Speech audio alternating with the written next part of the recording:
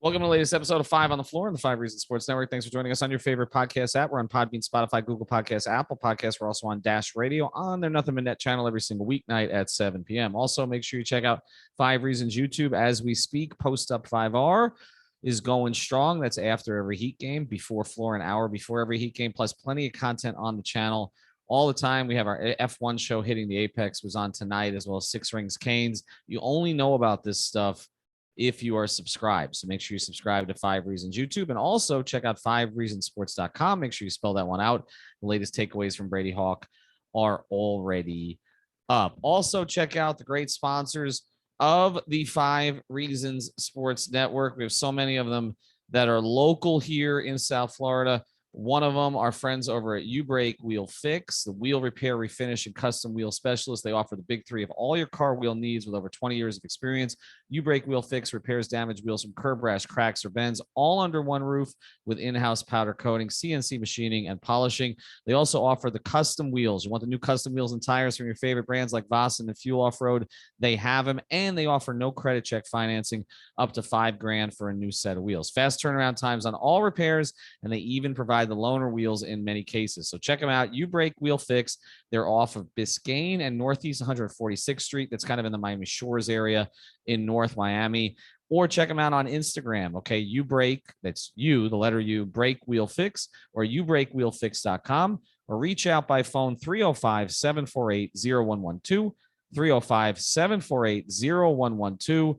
Tell Mark and everybody else that Five Reasons sent you, and you will get a discount. U-Brake Wheel Fix, changing the way that you see wheels. And now, tonight's episode. Alrighty, this is going to look back on Five on the Floor. Here's tonight's floor plan. We got the full crew here tonight. Brady Hawk, you can follow it. Brady Hawk 305, Greg Sylvander at Greg Sylvander, and Alex Toledo at Tropical Blanket. The Miami Heat with what, in my view, was their most impressive win of the season. They go up to Boston against a team that has been the hottest team in the Eastern Conference for about 3 months now, almost 3 months. They go up, they beat the Celtics, they hold on to the number 1 seed. But here's why it was significant to me, guys. They didn't get the best of everybody tonight. They got enough from everybody tonight, and they overcame a bunch of turnovers, a lot of mistakes on offense. Dwayne Dedmon moving screens, a 16-0 Boston run.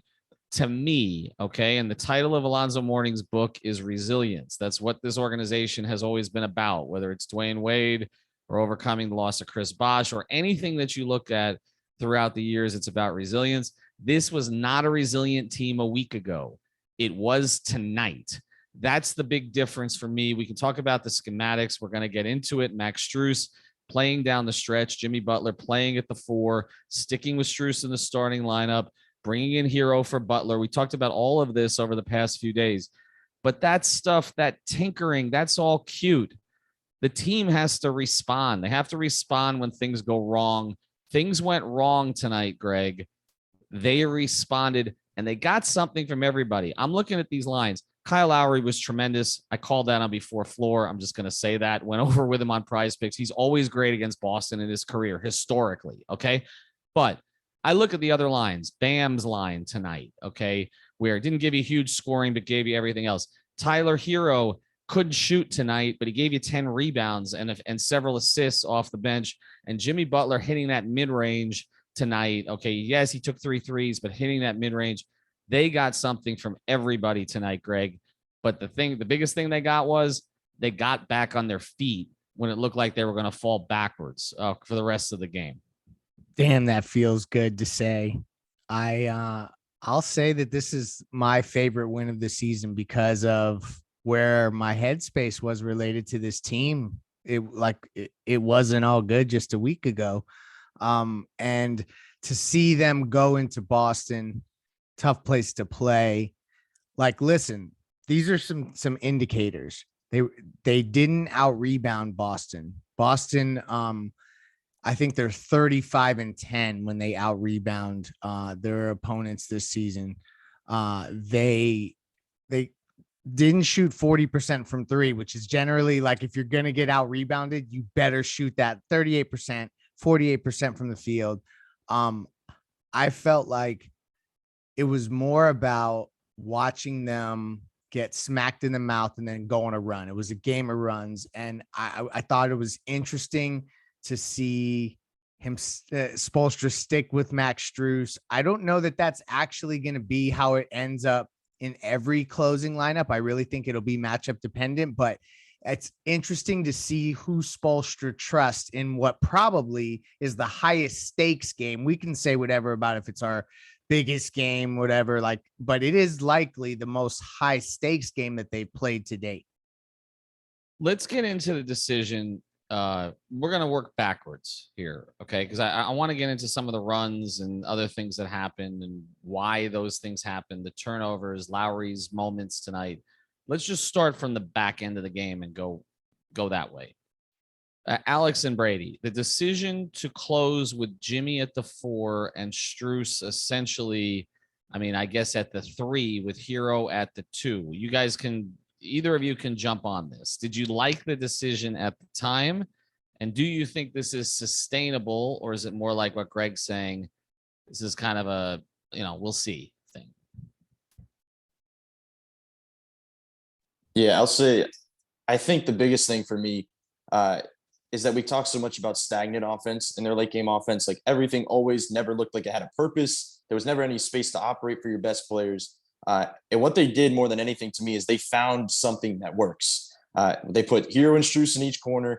They put Jimmy either in the dunker spot, but most importantly, they put him on like that deep wing. So like he could kind of run up. If anything, they could kick it to him. He has a running start, try to get to the basket. But the whole point of it is that those two corner shooters are pulling away from the lane. You see Kyle and Bam spamming a pick and roll at the top of the key. Kyle has it rolling all night. He has that pull-up ability. That's kind of what saved them in the third quarter. And he kept hitting Bam on that roll. He got to the basket. He was getting to the line. If the defender is, that worried about it that they start pulling down, you have Max Strus and Tyler Hero waiting in the corner to take that 3. So it's like, we've been talking so much about late game offense and just them needing options. Like I felt like they haven't had an option at these points in the game. And I think they figured one of these things out. Not that they could just go to that at any game, because they're going to, teams in a playoff series are going to figure that out. They're going to have backup options. But I think the key here, and you hit on it, is the Jimmy at the 4. I think there's certain teams you can do it against. As we said before the game, this is one of those teams you just can, because they're a little bit smaller. They probably would have had Robert Williams out there if he was playing, so it may not have been able to. But in this game, you can. And it just feels like that might have been the key to it all working offensively. Like, you have to pick at this point. Like, you're a team that has to choose defense or offense late in the game. And I think at this point, there's more of a chance of you surviving defensively probably than offensively, because Max Strus goes late in the game and has 3 crazy defensive possessions after getting picked on basically the entire game.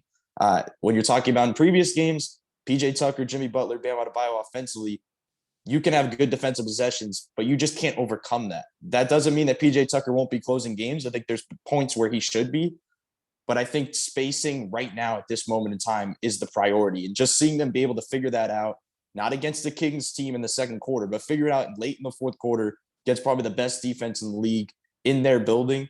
I feel like it's just important stuff. And it's just Kyle Lowry. I know we're going to talk more about him in that third quarter, but he needs to have the ball in his hands. And we said this before, and we talked about, is it Tyler? Is it Jimmy? It's Kyle Lowry. He needs to have the ball in his hands. He makes the best decisions. And specifically, if he's knocking down that 3 ball, it just kind of changes everything for their offense.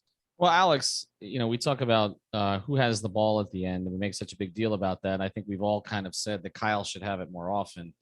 And he did tonight. Some of it was the pick and roll with Bam playing off of that.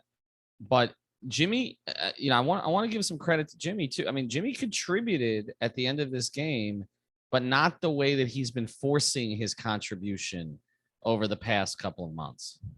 Yeah, I couldn't agree more. And everything Brady said there was absolutely on point regarding the lineups and all of that. Like, I thought the spacing in the fourth quarter looked a lot better.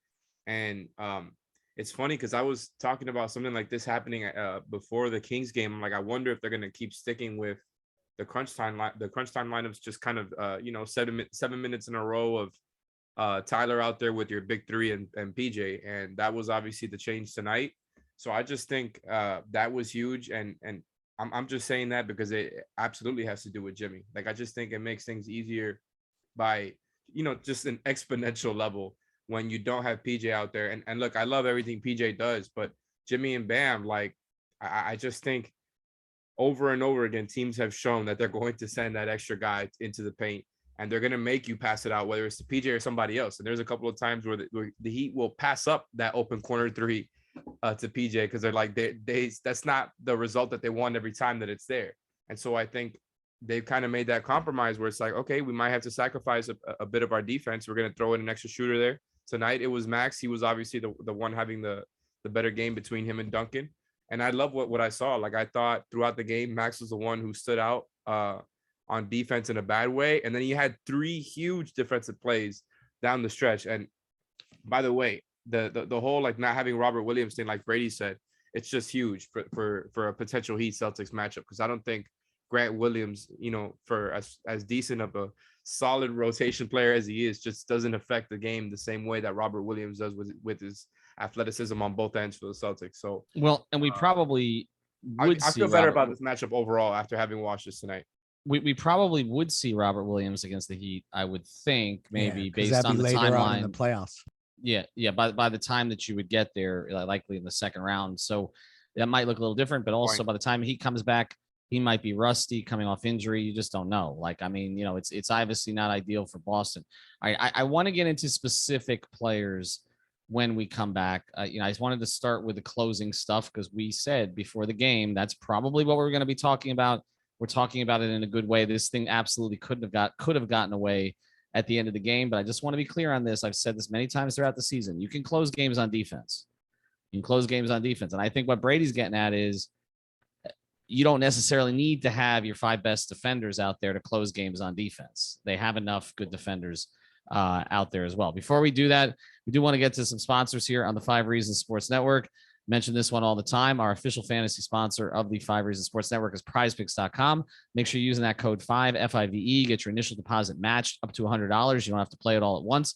You don't have to play just NBA either. You can play all the other sports that are available. NCAA Final Four is already up there. You can check out those props. You can do futures props on NFL and much more. Go to PrizePicks.com, but make sure you're using the code 5 FIVE. You get your initial deposit matched again up to $100, and you don't need to play it all at once. You can also just download the app if you prefer that. So go to prizepicks.com. It's easy. You get your money without a whole big problem. You can win a lot. We've seen people in our network do that. And if I had actually played it tonight, I didn't have time to get to the app, I would have gone 5 for 5 on this game between Lowry going over on points and Bam going over on free throw attempts and Al Horford going over on something I had him on. So play prizepicks.com. If an idiot like me can figure it out, you can too. Use the code 5. All right, let's get to some individual players tonight. Real season. Kyle Lowry said that. I've talked about frustrations with him not creating, or at least finishing in the paint or playing to finish in the paint. When you're shooting 50% from 3, which is what he's doing lately, it may not matter. But to me, the biggest thing I took out of Lowry today, and I'll go to Alex on this first, is that there is another level that he's talked about that he has gotten to in the postseason before, once he kind of turned the corner as a postseason player around 2017, 18-ish, or maybe even a little later than that, maybe in Toronto's championship run. But you can see it. Like, he knows he can get there. And there was a confidence and a patience about his play, even with some of the turnovers tonight, but that he would kind of carry them forward a little bit tonight, Alex. Yeah, I feel the same. I think Kyle, it's kind of frustrating as somebody who's watched the Heat all season and him pass up all these shots. It feels like he saved it all for the end of the season, right? Like, he is not passing up those looks anymore. It's a complete switch from what we've seen. So it's hard not to believe him when it comes to the real season stuff. They're obviously not in the playoffs yet, but we're getting there, and he's been taking those shots for the past week. Like, even when they were losing, those shots were still going up. And I thought tonight it was absolutely huge and vital. He played a great game. He's obviously not going to hit 6 threes every time, but the fact that he's willing to take it so often, and the guy is good at taking deep threes. He has a pretty quick trigger. They're good at setting him up. Like, a lot of their actions are run for shooters, and they're kind of running some of the similar stuff for Kyle there. And he was getting it out of the pick and roll too. I love it because you need that drop killer aspect, like we've always talked about with Kyle, and he's showing you that. And you mentioned before the break how you can close a game with defense. The Heat, like we said, close this game with an extra shooter and no PJ on the floor. What if I told you that they outscored the Celtics 27-15 in the fourth quarter? I mean, the Celtics did not score.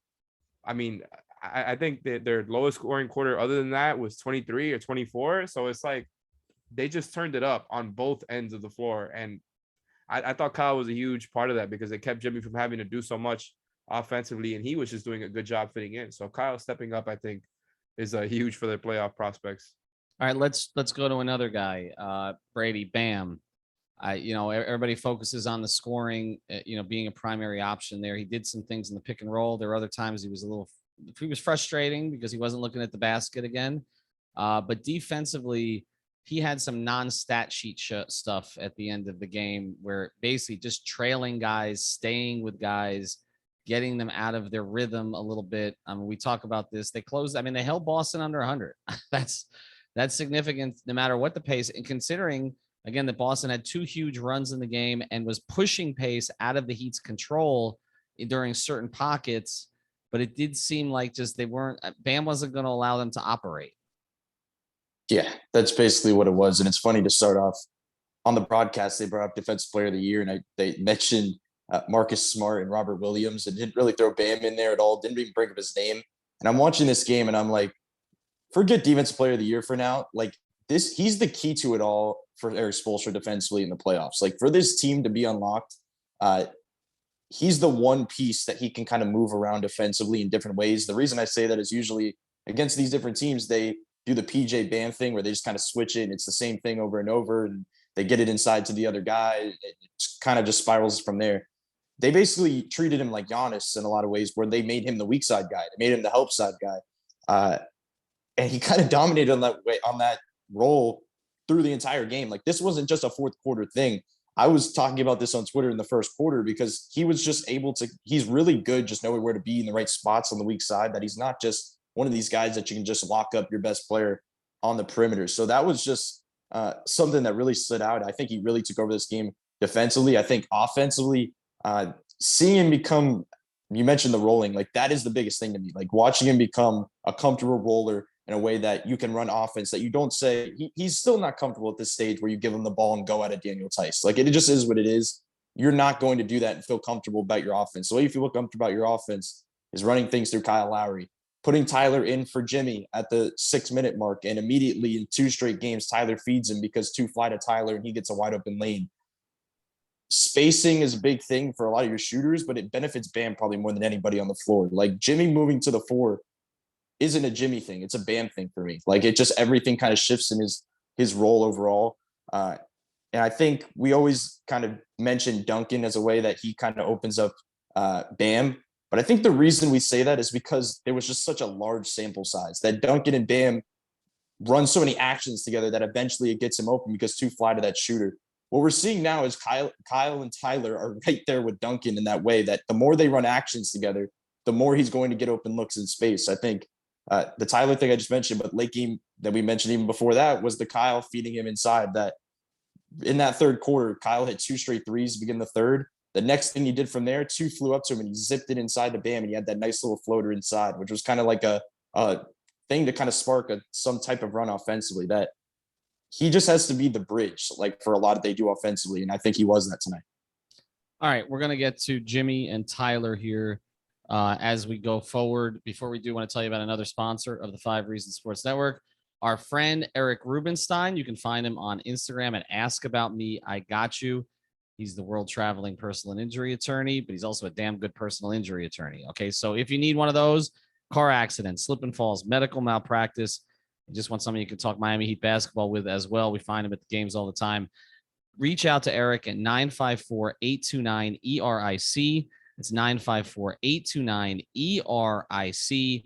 Again, Eric Rubenstein grew up down here in South Florida.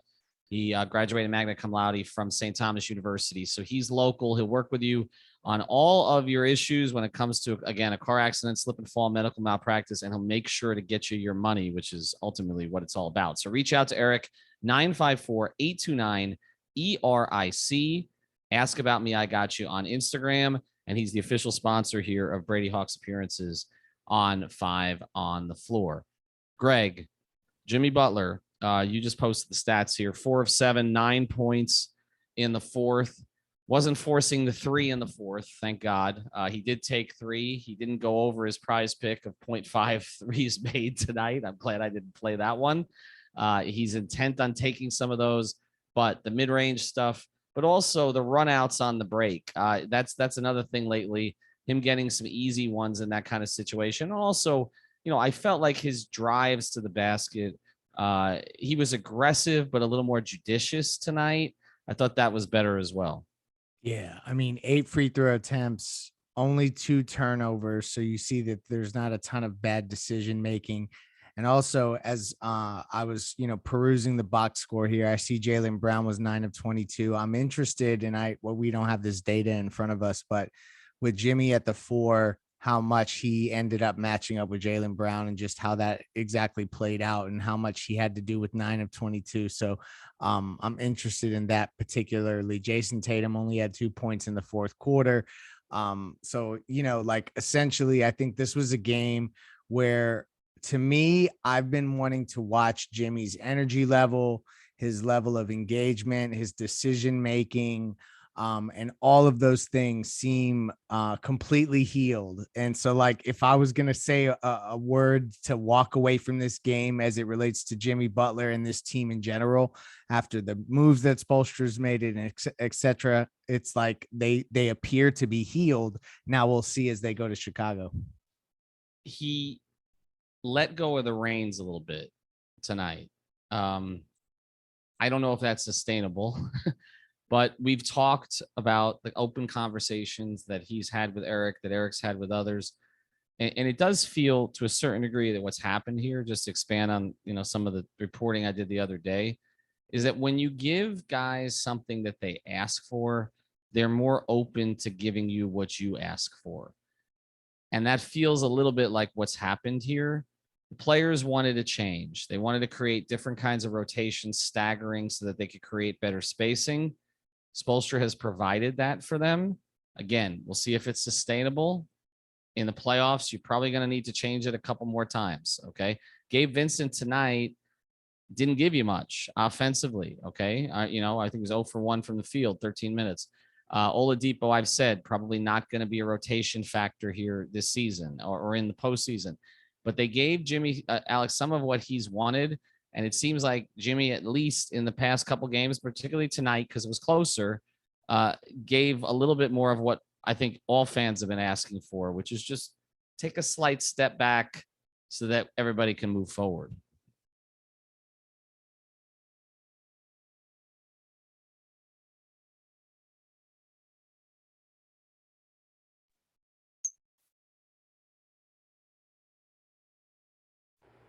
Okay, can you hear me now? All right.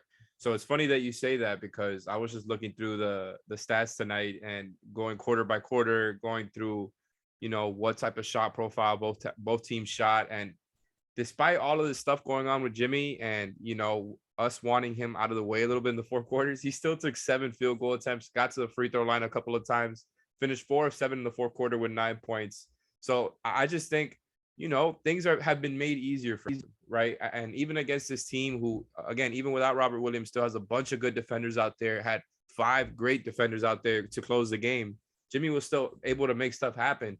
And something else that I found interesting regarding the shot profile tonight, the Heat only got 11 shot attempts at the rim compared to the Celtics 28. And I know Jimmy and Bam did a great job getting to the line, but that gap wasn't huge. So I thought that was weird. But then the compromise comes in the mid-range where the Heat took 14 more shots from the mid-range than the Celtics, went 17 of 34, which is awesome.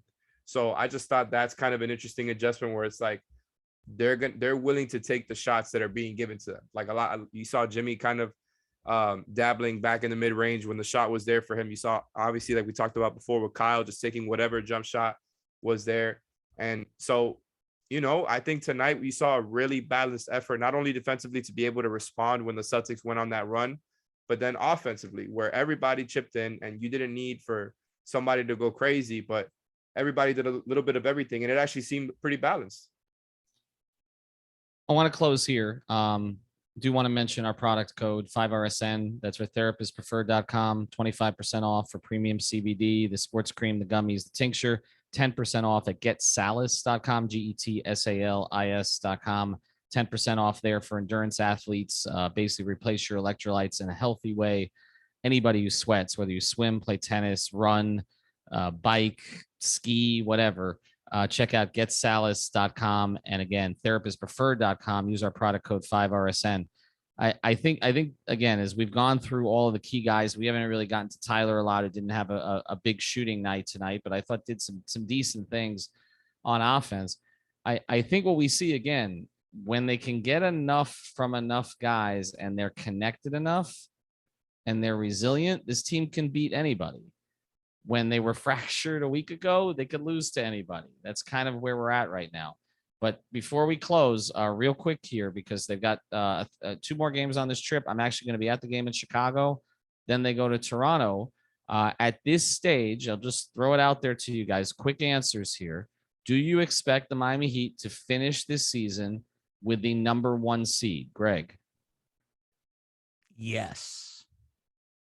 Brady? Yeah, I do as well. Alex? Me too. I feel pretty good about the remaining schedule. I think they lose one more with the Raptors. I think the only team that could change the equation here is Milwaukee. And again, there is a tiebreak situation that Milwaukee would get a tiebreak if there's a tie with Philly and Miami. Milwaukee has most of the tiebreak advantages, just based on some of what I've seen here, because of just the way that this thing works out. To me, that's the one. You don't have the tiebreaker over Boston. But I also think if you look at the Celtics, they have made such a run here, and I think it's going to be hard to sustain it in the last week and a half. To me, this was the game for them to secure the number 1 seed. They didn't. They still got to figure out how to play without Robert Williams. We've seen that they're willing to rest Jalen and Jason Tatum. I think they may do that again here as we go forward. So to me, it's going to end up being between Miami and Milwaukee for that number 1 seed. If I wasn't going to be in the building in Chicago, I might pick the Heat, but because, I'm a jinx, we'll see how that goes. All right. Thanks everybody for joining. Thanks to our sponsors, PrizePicks.com. Use the code 5, therapistpreferred.com, getsalis.com. Use the code 5RSN. Eric Rubenstein, 954-829-ERIC for personal injury attorney of the first order. And also, youbreakwheelfix.com. Have a good night, everybody.